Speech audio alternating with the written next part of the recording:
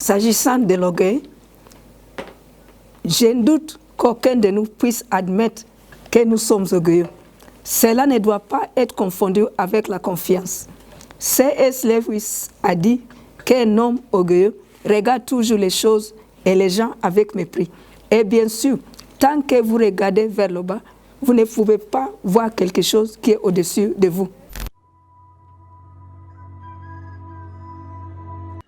Salut, bienvenue à Zoé Level Up.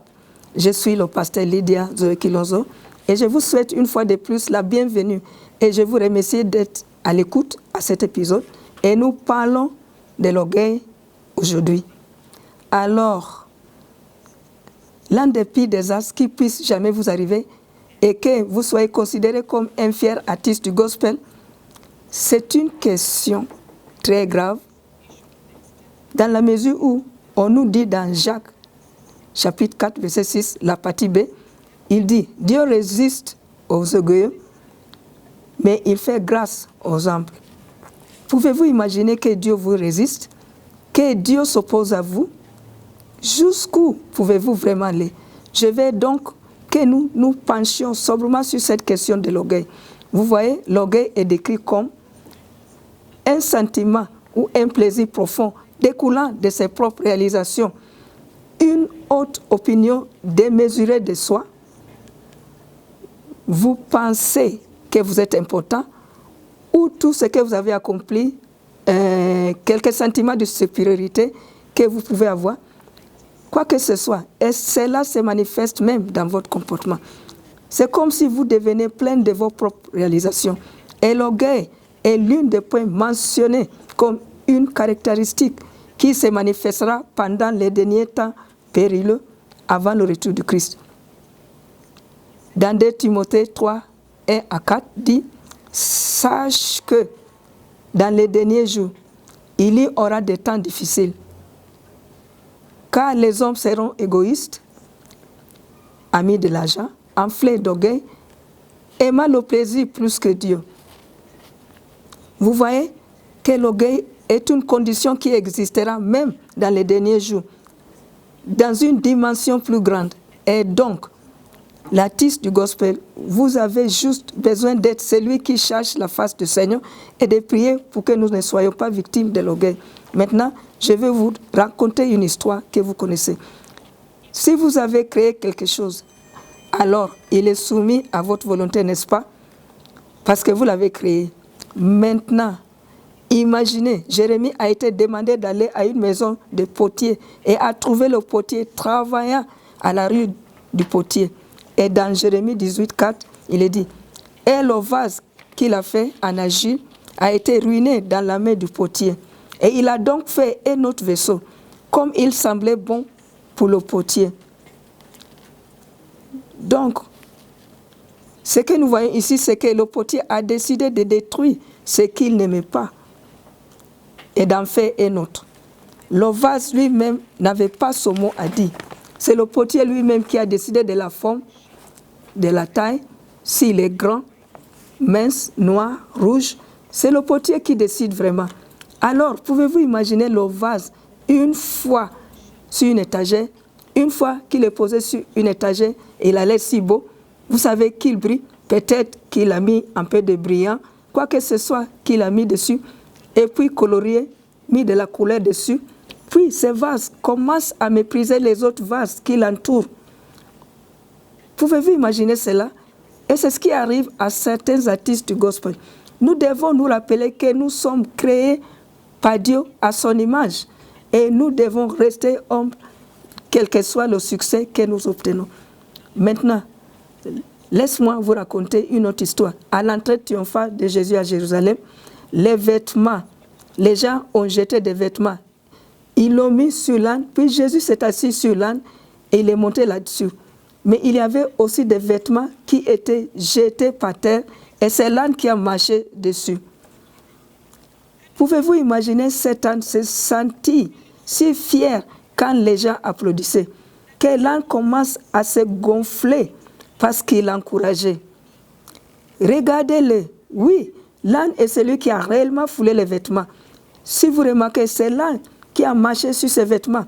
Pouvez-vous imaginer cet âne? Croyez qu'il applaudissait, qu'ils ont posé ses vêtements pour qu'il marche là-dessus. Vous pouvez imaginer, cela semble insensé, parce que la vérité était que Jésus était assis sur l'âne, les gens applaudissaient Jésus et non l'âne. Ainsi, certains artistes de gospel oublient que Jésus est la raison de leur célébration et que la faveur que vous recevez en termes de dons ou de popularité est simplement le résultat de la faveur de Dieu sur votre vie. Les gens applaudissent, ils achètent votre musique à cause du don que Dieu vous a donné et ils célèbrent le Dieu qui vous a donné le don. C'est donc Jésus qui devait recevoir la gloire et vous devez constamment vous rappeler que les gens vous célèbrent en tant qu'artiste de gospel à cause de celui qui vous a appelé et c'est le Seigneur Jésus-Christ. Il est celui qui vous a équipé et donc toute la gloire doit être à lui et à lui seul. Vous devez rester humble et il ne s'agit pas de vous. Vous n'êtes qu'un canal de la bénédiction de Dieu. C'est donc à lui de manifester sa gloire à travers vous. Donc, quand nous parlons de l'orgueil, nous devons réaliser que c'est l'orgueil qui fait tomber les gens. Et de nombreux artistes sont tombés simplement à cause de l'orgueil. Il est dit de Lucifer dans Ésaïe 14, 12 à 17, « Comme tu es tombé du ciel, étoile du matin, fils de l'aube, tu as été précipité sur la terre, toi qui autrefois terrassais les nations, et tu as dit en ton cœur, je monterai aux cieux, j'élèverai mon trône au-dessus des étoiles de Dieu, et je siégerai sur la montagne de l'assemblée, dans les régions les plus éloignées du nord, je monterai sur les sommets des nuages, je me rendrai semblable au Très-Haut. Avez-vous remarqué combien de jeux il y en avait? De toute façon, cela continue. Mais tu es descendu au royaume des morts, dans les profondeurs de la fosse. Ceux qui te voient te regarderont, ils réfléchissent à ton sort. Et c'est là l'homme qui a secoué la terre et a fait trembler le royaume. C'est lui qui a fait du monde un désert, qui a renversé les villes et ne voulait pas laisser ses captifs rentrer chez eux. C'est ce qu'ils diront de Satan. Ce sera un moment humiliant pour Lucifer, rempli de grandes hontes. Il y aura beaucoup d'embarras et les gens secoueront leur tête dans l'étonnement. Proverbe 11, 2 dit, « L'orgueil vient, alors vient la honte. Mais la sagesse est avec les hommes. » Donc, en tant qu'artiste de gospel, vous ne devez pas en aucun cas être insolent, être arrogant ou même agir avec présomption, parce que cela donne une marge de manœuvre à quelque chose d'agir, quelque chose d'autre de venir contre vous, quelque chose d'autre de se présenter à vous, et ce n'est pas de Dieu. Et cela s'appelle le déshonneur, la défaveur, la disgrâce, le reproche, la honte. Cela sera votre part si jamais vous embarrassez l'orgueil. Alors, un contrôle de réalité pour vous donner, et ceci, vous devez vous demander un temps, en tant qu'artiste de gospel, avez-vous donné la vie à vous-même? Deuxième question, avez-vous décidé qu'à naître? Avez-vous décidé dans quelle nation ou quel groupe de personnes vous devez naître? Avez-vous décidé de la famille dans laquelle vous seriez né? Vous êtes-vous donné le don musical ou le talent dans lequel vous opérez? Donc, vous voyez que vous ne pouvez pas être fier du don ou du talent en tant qu'artiste du gospel. Tout ce que vous avez à faire, c'est de reconnaître le Seigneur Dieu dans tout ce que vous faites. Vous voyez, dans Psaume 139, versets 13 à 14 dit, « Vous avez formé la façon dont je pense et ressens. Vous m'avez mise ensemble dans le ventre de ma mère. Je vous loue parce que vous m'avez mis dans une manière si merveilleuse. Je sais combien c'était incroyable. » Vous voyez, Dieu vous a créé en tant qu'artiste de gospel. Et s'il y a quelqu'un qui devrait recevoir la gloire de toute réalisation que vous avez réussi à réaliser, quelles que soient les accolades que vous pouvez recevoir, c'est Dieu. Laissez-le se vanter de vous comme il a fait avec Job dans la Bible. Ce n'est pas à vous de vous vanter. Vous voyez, certains des artistes du gospel pensent que c'est cool d'avoir l'air fier.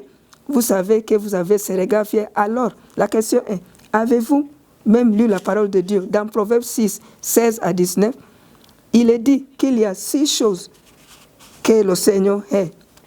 Oui, 7 sont une abomination pour lui. Les yeux hautains, c'est la première chose mentionnée parmi les 7 choses qui sont une abomination pour le Seigneur. Les yeux hautains.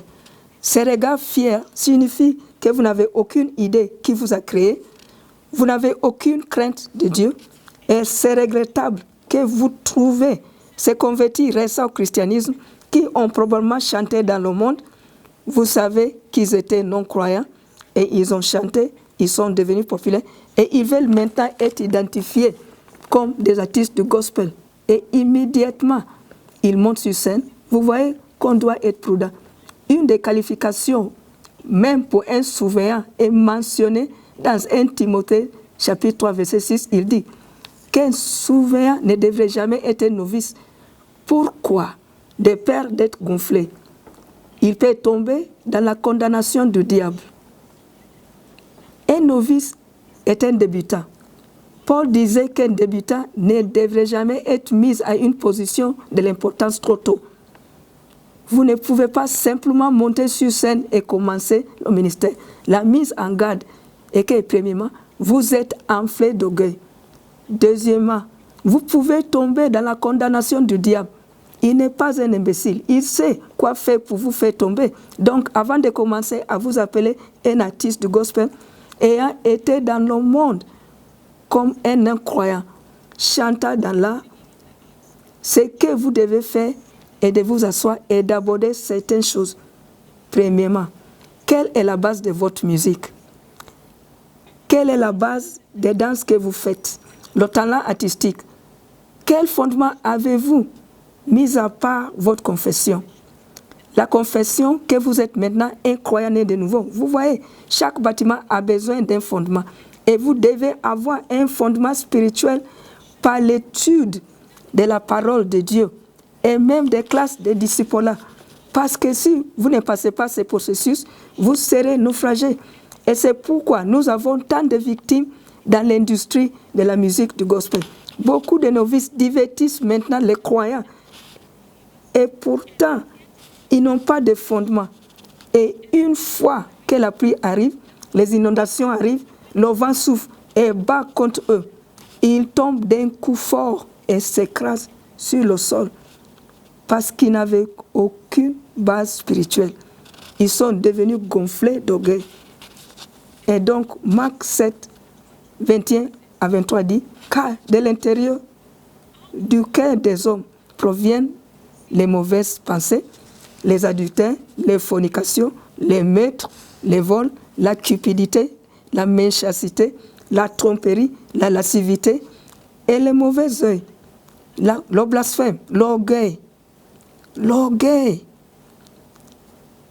Et toutes ces choses mauvaises passent de l'intérieur et sur un homme.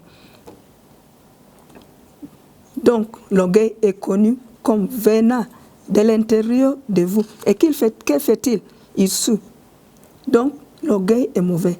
Il vous suit en tant qu'artiste gospel. Alors, une fois que vous êtes souillé, Dieu ne peut pas vous utiliser pour son saint des saints. Et nous savons que sans la sanctification, personne ne verra le Seigneur.